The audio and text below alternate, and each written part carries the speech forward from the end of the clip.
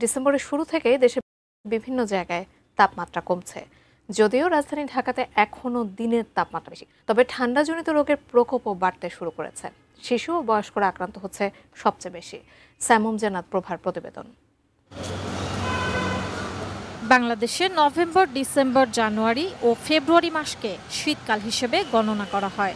সাধারণত ডিসেম্বর ও জানুয়ারি মাসে শীত তীব্র আকার ধারণ করে।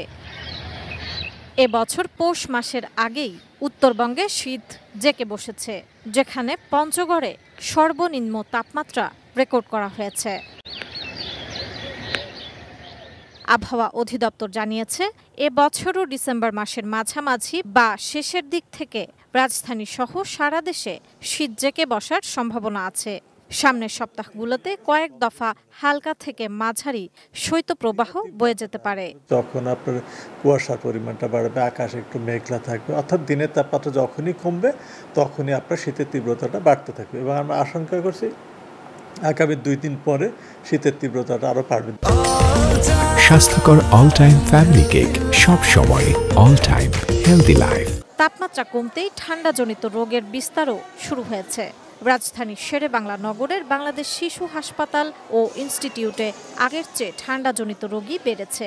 শিশু ও বয়স্করাই আক্রান্ত বেশি বলে জানান হাসপাতালের পরিচালক অধ্যাপক ডাক্তার মোহাম্মদ মাহবুবুল হক।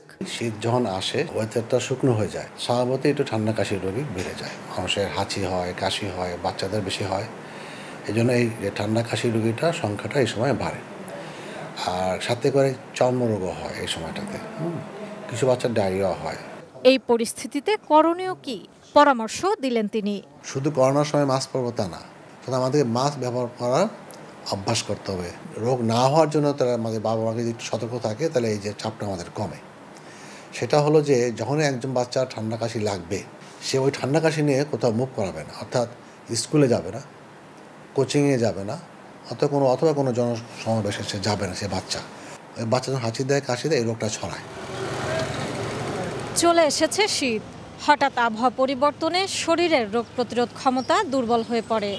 তাই আগে থেকেই সতর্কতা বাড়ালে সর্দি, কাশি এবং অন্যান্য ঠান্ডাজনিত জটিলতা থেকে পরিত্রাণ পাওয়া সম্ভব। সাইমুম জান্নাত প্রভা, বাংলাদেশ শিশু হাসপাতাল, শেরেবাংলা নগর, ঢাকা।